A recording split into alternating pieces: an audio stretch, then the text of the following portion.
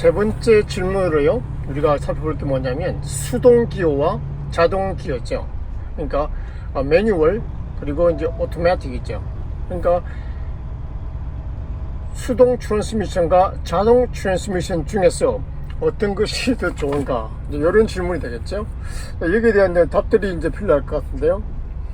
먼저 제가 예전에 이제 8년 전에 일을 시작할 때만 해도 새 차 중에서요, 새로운 차 중에서 이제 그러니까 대부분이 매뉴얼이었고 수동 기어였고, 그러니까 오토는 하나의 옵션으로도 일부분만 존재했죠. 근데 이제 2022년 지금 현재 같은 경우에는 보면요, 완전히 반대가 되어서 대부분이 오토 그러니까 자동 트랜스미션을 넣고 옵션으로 선택할 수 있는 게 수동이 될 때 완전히 반대로 된 거죠. 네. 근데 지금 현재도 어떤 마초맨이라 그럴까요? 하여튼 간에 그런 감성적인 남성적인 그런 굉장히 강한 사람이라 그럴까요? 그런 사람들은 나는 여전히 그 수동기어 스틱을 사용하는 게 멋지고 좋아, 이런 식으로 얘기하더라고요. 그래서 우리가 여기서 매뉴얼과 오토 중에서, 그러니까 수동기어와 자동기어 중에 우리가 고려해야 될 가장 중요한 게 뭐냐 그러면 바로 기본적으로 첫 번째는 연비가 되겠습니다. 네, fuel efficiency가 되겠죠. 그러니까 연비가 어떤 게 좋냐는 거죠. 여러분은 어떻게 알고 계신가요? 네, 이것도 마찬가지인데요. 그러니까 적어도 제가 시작할 무렵에 옛날에는 기본적으로 당연히 수동 기어가 연비가 좋았습니다. 처음 시작할 때 자동 기어보다는요. 네. 근데 요즘은 기본적으로 기술력이 너무 발달됐잖아요. 현재 언제부터 이것이 이제 역전되는지 모르겠는데, 기본적으로 수동과 자동 기어 중에서 연비를 생각할 때 지금 현재 2022년 기준에서는요, 네, 연비가 훨씬 좋습니다. 네, 거의 비슷하거나 조금 좋은 게 아니고요. 이게 뭐 정확한 데이터는 저도 정확하게는 모르지만 적어도 5% 내지 10%, 많게는 20%까지 좋습니다. 그러니까 연비라는 측면에서 보면 우리가 매뉴얼과 오토, 수동과 자동 기어를 선택할 때 기본적으로 자동 기어죠. 오토를 선택하는 것이 연비의 측면에서는 분명히 낫다는 거죠. 네, 이렇게 되면 이제 기본적으로 간단하겠죠. 우리가 이게 자동을 선택하면 되잖아요. 근데 문제는 또 이제 이걸 또 고려해 봐야 되게 또 두 가지 문제가 또 있는데요. 첫 번째는 뭐냐 그러면 프라이스, 가격이 되겠죠. 네, 기본적으로 네, 매뉴얼이 조금 싸고요. 그 다음에 오토매틱이 조금 비쌉니다. 뭐 한 5,000불 더 하나요? 하여튼 뭐 그런 식으로 돈이 좀 비싼 게 좀 기본적인 기본적인 그 차이가 될거예요. 그래서 이것도 이제 가격 차이를 좀 고려하셔야 되고, 이것보다 더 중요한 게 있습니다. 변수가 하나 있는데, 그게 뭐냐 그러면 이제 고장이라는 부분이 있잖아요. 이게 또 변수예요. 그러니까 fuel efficiency, 연비를 보면은 당연히 우리가 오토를 사야 되는데, 오토를 사기가 망설여지는 이유가 뭐냐면 고장이라는 부분 때문에 그렇습니다. 네. 기본적으로 이제 기계적인 그런 메커니컬적인 측면에서 보면요, 매뉴얼은 비교적 단순하겠죠. 근데 오토는 뭐냐 그러면 같은 연식이라 그러면 같은 트랜스미션을 사용하는데 기계적인 장치를 통해서 오토는 그 컨트롤해서 제어를 하잖아요. 그러니까 기본적인 매뉴얼에다가 기계적인 자동으로 그 기어의 연비를 조절할 수 있는 자동으로 기계적 장치가 더해졌다고 보시면 되죠. 근데 문제는 거기서 고장이 날 확률이 많다는 거죠. 네. 그러면 당연히 이제 그 수리 비용이 많이 발생할 거 아니에요. 그리고 이제 고장이 날 확률도 많고, 고장이 발생하면 수리도 더 힘들다는 거죠. 왜냐하면 기기가 복잡하잖아요. 단순한 매뉴얼보다 오토매틱이 더 복잡하니까, 그러니까 고치기도 힘들고 돈도 많이 들고, 또 더 나아가서는 어떤 면에서는 완전히 고장 나버리면 그런 오토매틱의 기계적 부분 때문에 완전히 교체를 해야 될 그런 위기도 있다는 것입니다. 그래서 이걸 감안하면 여전히 매뉴얼과 수동 중에 뭘 선택할 것인가, 이렇게 선택을 하기가 쉽지는 않다는 거죠.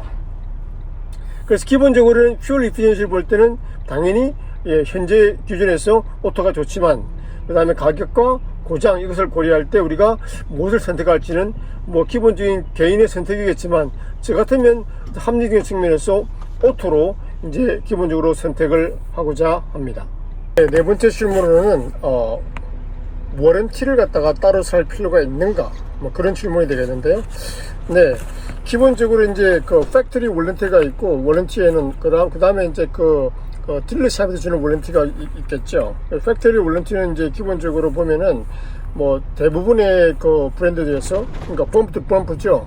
그러니까 새 차를 사게 되면 뭐 차의 모든 거죠. 범프 투 범프니까 앞에서부터 끝까지 어떤 거에 대해서 보통 한 1년 정도를 갖다가 워런티를 주죠. 이거는 이제 팩토리 워런티가 되겠죠. 네, 그 다음에 이제 뭐 원이 주요 그 파워 라인 있잖아요. 트랜스미션, 뭐 엔진 같은 그런 거에 대해서는 이제 그 브랜드마다 약간 다른데요. 제가 정확한 정보를 가지고 있지는 않지만 일반적으로 2년 아니면 3년입니다. 제가 알기로는 켄월스는 2년인 걸 알고 있고요. 인터내셔널은 내가 3년을 알고 있거든요. 네, 이런 식으로 기본적으로 워런티가 이제 팩토리 워런티가 주어지게 되는 거죠. 그래서 이제 이것들은 이제 기본적으로 새 차를 사게 되면 자동적으로 적용되는 거고요. 이제 중고차를 하더라도 만약에 워런티가 남아 있으면, 이런 팩토리 워런티가 남아 있으면 이제 그 적용될 수가 있고요. 그 다음에 기본적으로 이제 딜러샵에서 이제 자기 차를 팔면서 이렇게 이제 중고차 수리를 해서 줄 때 이제 커버할 수 있는 기본 워런티를 주는 경우도 있거든요. 1년을 보통 줄 수도 있겠는데, 이것도 있죠. 근데 문제는 뭐냐면, 기본적으로 팩토리 워런티죠. 팩토리 워런티 중에서 기본적으로 주는 거는, 이거는 뭐 우리가 뭐 마다할 이유가 없죠. 그건 당연히 이제 우리가 새 차를 사거나 사게 되면 거기 포함되어 있는 가격 안에 포함되어 있는 기본 패키지로 들어오는 거니까요. 근데 문제는 이제 딜러샵 이런 데서 이제 익스텐디드 워런티를 갖다가 이제 팔게 되잖아요. 어떤 뭐 DEF라든지 어떤 뭐 그다음에 그 트랜스미션이라든지 아니면 그 배기 라인 쪽에 문제가 많이 발생하니까 그런 이제 워런티를 갖다가 이제 우리가 사야 되느냐, 네, 그런 문제가 발생할 수 있죠. 근데 제가 생각하기에는 기본적으로는 사도 별 의미가 없다, 이렇게 말씀드리고 싶어요. 왜냐 그러면 기본적으로 그 워런티라는 게 기본적으로 이제 무슨 고장이 나면 당연히 하는데, 근데 문제는 뭐냐면요, 워런티를 사게 되면 워런티를 사잖아요. 그러면 이미 우리가 그 워런티에 대해 돈을 지불해 버렸잖아요. 그러니까 마치 이렇게 비유하면 좀 쉽게 이해될 것 같아요. 우리가 예를 들어서 어느 이제 티켓을 갖다 판 다음에 이제 어떤 뭐 티켓을 팔고 그 다음에 어떤 음식을 주는 그런 그 장사를 한다 생각해봐요. 근데 티켓을 이미 팔아버렸어요. 그러면 저는 이미 현금으로 캐시로 그 돈을 받아버렸잖아요. 그러니까 그 사람 그 티켓을 산 손님한테는 우리가 좀 홀대하기 쉽죠. 왜냐면 이미 제가 그 사람이 티켓을 가지고 돈을 뭐 우리 음식을 사 먹든 안 사 먹든 이미 우리는 돈을 가졌잖아요. 그러니까 좀 홀대하고 그 사람한테 신경을 잘 안 쓴다는 거죠. 근데 이제 만약에 캐시를 가지고 어떤 사람이 만약에 그 음식점 들어온다 그러면 캐시를 가지고 있는 그 음식을 사 먹으려는 사람한테는 우리가 좀 그 사람이 뭐 좀 이렇게 잘해야 되겠죠. 잘 안 해가지고 그 사람이 가버리면 손해잖아요. 그런 의미에서, 그러니까 그 딜러샵에서 이런 데서 회사 워런티를 갖다가 가지고 어느 회사에 이제 그 수리를 가잖아요. 그러면 워런티 같은 경우에는 그 사람들이 조금 이렇게 딜레이 한다거나 우선순위에서 밀릴 확률이 많다는 거죠. 그러되면 이게 큰 문제가 될 수 있어요. 왜냐하면 추력샵에 이렇게 들어가거나 딜러샵에 들어가면요, 많게는 뭐 일주일씩 2주씩 일주일도 걸리고 2주씩 이렇게 시간이 굉장히 딜레이 될 수 있거든요. 그러면 그 시간 동안 일주일 동안 일을 못하게 되고 2일 동안 일을 못하게 된다는 그런 결과가 나온다는 거죠. 그런 의미에서 그 워런티가 효과가 과연 얼만큼 있을까, 그게 좀 문제가 된다는 겁니다. 물론 이제 고쳐지고 주고 문제가 발생해도 고쳐지는 그런 부분에서는 좀 좋죠. 근데 이제 그거와 별도로 워런티를 갖다가 사람들이 이제 이렇게 잘 대우하지 않을 경우에 그것을 향해서 대기 기간이 길어지면 그것이 오는 데미지가 크겠죠. 그래서 일주일 정도, 2주일 정도 이렇게 이런 식으로 몇 번 해버리면 이게 엄청난 그 마이너스가 되잖아요. 그런 부분을 갖다가 우리가 이 워런티를 사실 때 좀 고려를 했으면 좋지 않을까, 그런 생각을 가져봅니다. 다섯 번째로요, 우리가 중고차를 살 때 고려해야 될 것이 무엇인가, 그런 것에 대해 질문에 대해서 한번 생각해 보죠. 그러니까 중고차를 구입할 때 고려해야 될 사항, 그런 것이죠.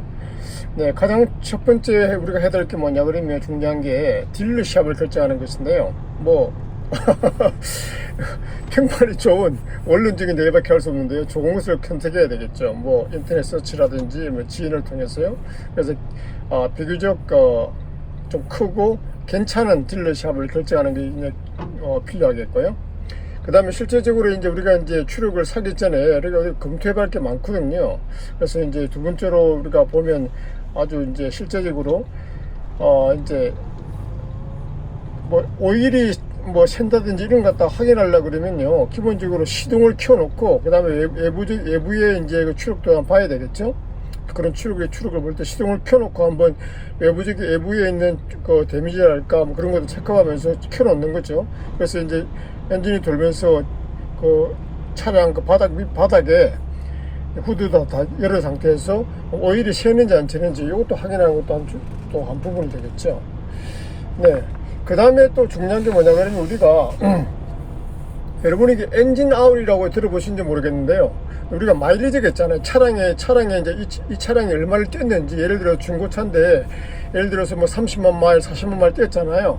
근데 우리가 그것만 체크하려면은 조금 차를 갖다가 정확하게 이해를 할 수가 없어요. 차가 얼마나 오래됐고 얼마나 엔진 수명이 어느 정도인지 이해할 수가 없어요. 그래서 우리가 엔진 수명을 가장 잘 이해할 수 있는 것은 마일리지가 아니고 어찌 보면은 엔진 아웃이거든요. 엔진이 몇 시간을 갖다가 엔진이 워킹을 했냐, 엔진이 돌았냐를 갖다가 체크해주는 그런 그 표시가 있는데 그걸 갖다가 엔진 아웃이라고 합니다.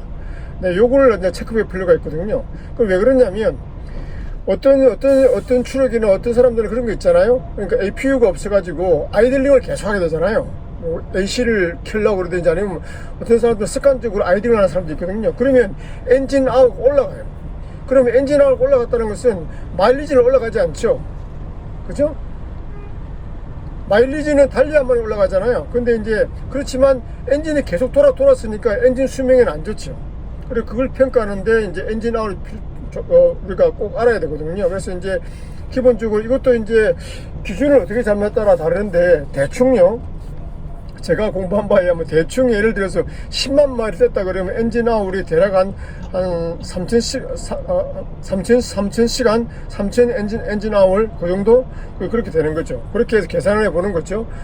그래서 이제 어느 정도 됐다 그러면, 그러니까 일반적인 것에 비해서 엔진 아웃이 높다는 의미는 이 아이들링을 많이 했다는 소리죠. 곧 아이들링을 많이 했고 엔진이 높다는 의미는 다시 말해서 엔진 수명이 그만큼 이제 오래됐고 엔진을 많이 돌렸고 엔진 수명이 그만큼 단축될 확률이 많다는 거죠. 그러니까 이것도 이제 우리가 당연히 차를 살 때 마일리지도 검토하겠지만 엔진 아웃을 검토하는 것도 중요하다. 이것도 좀 말씀을 드리고요. 두 번째는 이제 각종 오일의 레벨과 색깔을 갖다 체크하는 건데요. 이것도 이제 이나저나 중고차를 사게 되면 거기서 이제 뭐 새롭게 오일로 가격했을 거 아니에요. 그런 거 체크해 보는 거죠. 엔진 오일담 체크해 보고, 그 다음에 이제 연결시키는 디퍼런셜 오일담 체크해 보고, 그럼 트랜스미션 오일 체크해 보고, 그래서 이제 색깔이 안 좋으면 좀 뭐 바꿔달라 그러든지 그런 걸 요구해 가지고 그렇게 하면 좋겠죠. 그러니까 이것도 한번 뭐 이렇게 바꾸면 또 오래 타는 거니까 그 미리 한번 체크해 봐서 이제 그 좀 색깔이 안 좋거나 너무 오래된 거라 이런 거 있으면 좀 바꿔달라고 이렇게 하면 좋겠다. 그것도 팁이 되겠고요. 그 다음에 다섯 번째는 뭐냐 그러면, 여러분이 이제 중고차를 사시기 전에 저도 아직 중고차를 안 사봤죠. 그래서 이론적으로 얘기해서 보면 테스트 드라이브를 반드시 하라고 얘기하더라고요. 그렇죠. 이게 당연히 필요하겠죠. 단지 그냥 차를 세우는 상태에서 바깥으로 뭐 데미지가 있냐 없냐 그것만 확인하고, 안에 뭐 숫자적인 거 조금 전에 말씀드린 엔진 아웃이라든지 뭐 그런 거 등등 계기판 들어오냐 그것만 봐서는 안 되고 반드시 차기 전에 테스트 드라이브를 통과해야 되겠죠. 그래서 실제적으로 차가 움직였을 때 어떤 소리가 난다든지 어떻게 뭐 계기판에 어떤 불이 들어온다든지 어떻게 작동한다는 걸 갖다 우리가 한번 볼 수 있는 거죠. 네, 그것도 이제 그래서 이제 뭔가를 이제 큰 문제가 있다는 것으로 잡아낼 수가 있으니까 구입하기 전에 반드시 테스트 드라이브를 하는 게 좋겠고요. 예, 그 다음에 또 하나는 뭐냐 그러면, 기본적으로 이제 우리가 이제 이 차를 중고차를 사기 전에 뭐 우리가 기본적으로 뭐 두 번의 기본적인 그 테스트 그 인스펙션 하게 되거든요. 그러니까 그 자체적으로 이제 그 사람들이 이제 수리를 한다 해가지고 뭐 우리 이런 식으로 수리했다 해가지고 그런 리포트를 줄 거 아니에요. 그 일종의 인스펙션이죠. 그 보도 우리가 이제 봐야 되고 어떻게 얼마나 고쳐냈고 어떻게 된지를 봐야 되고 그 다음에 이제 모터베이커에 가서 자동차를 등록하기 전에 모터베이커에서 기본적인 또 인스펙션을 받거든요. 그것도 있지만 이건 말고 또 우리가 반드시 개인적으로 자기가 자비를 들여서 PPI라고 그러는데요. Pre-Purchase Inspection이라고 그렇게 보통 얘기하죠. 이걸 하는 게 좋다는 거죠. 네. 그래서 이제 만약에 어떤 딜러샵에서는 이걸 거부하는 데가 있거든요. 뭐 아니면 그 파는 자동차 중고 매점에서 우리는 PPI를 갖다가 PPI는 그러니까 다른 외부에서 본인이 차를 살려는 사람이 어떤 메케닉이라든지 그런 사람을 데려와서 검사하는 거거든요. 그러니까 그 딜러샵이라든지 아니면 중고차 파는 데서 우리는 PPI를 갖다가 그런 사람을 데리고 와서 체크하는 걸 원치 않는다 그러면 그 딜러샵이랑 아니면 그 중고차 그 가게랑 그게 딜을 해서는 안 되겠죠. 그 사람들은 뭔가를 속이고 있다고 볼 수도 있고 뭐 당당하면 당연히 그렇게 해야 되고 자기들이 보여준 리포트가 당연히 맞다 그러면 당연히 응해야 되는 거죠. 그래서 우리가 PPI를 갖다가 제가 알기로는 대략 한 200불 전후로 알고 있는데 이런 것이 필요하다. 그래서 이제 PPI를 해가지고 또 컴퓨터를 찍어보고 여러 가지 인스펙션을 하게 되면 현재의 문제와 그리고 미래에 어떤 게 좀 고장날 확률이 많고 그런 가능성까지도 알 수 있으니까 돈을 좀 들더라도 꼭 한번 찍어보는 게 좋다 이렇게 말씀을 드리고요. 네, 그 다음에 또 우리가 또 중고차를 살 때 꼭 알아봐야 될 게 또 뭐냐면 차에서 우리가 지금 현재 차에서 가장 문제가 많은 게 배기 관계거든요. 예, 그럼 SCR이랑 뭐 그런 게 배기, DEF도 마찬가지고요. ECM, 배기 관련이거든요. 그래서 우리가 환경법이 적용된 후에 차에 배기를 하는데 거기 보면 많은 장치가 들어가서 환경 규제를 갖다가 벗어나기 위해서 무슨 나쁜 것을 걸르기 위해서. 근데 문제는 거기에서 고장이 많이 발생한다는 거예요. 그리고 DEF도 마찬가지겠죠. 이것도 굉장히 비싸고요. 또 고장이 나면 교체하려고 하면 비싸고. 그래서 이걸 갖다가 우리가 인스펙션이라든지 그런 거 갖다가 테스트할 때 구체적인 데이터를 갖다 검토해 달라고 그러고 DEF 필터 같은 경우 비싸거든요. 제가 알기로는 몇백만 원 하는 걸 알고 있는데 전체적으로. 그런 것도 하면 새 것으로 교체됐는지 확인하시고 또 그런 또 먼지 테스트가 있거든요. 그 안에 얼마나 먼지가 쌓여있는지 그런 것도 다 해야 되니까 그런 것도 한번 고려해 보는 게 좋겠다 이 말씀을 드리고요. 그 다음에 마지막으로 하나 뭐냐 그러면 또 여러분 알려드릴 게 뭐냐면 이 중고차를 사든지 하게 되면 기본적으로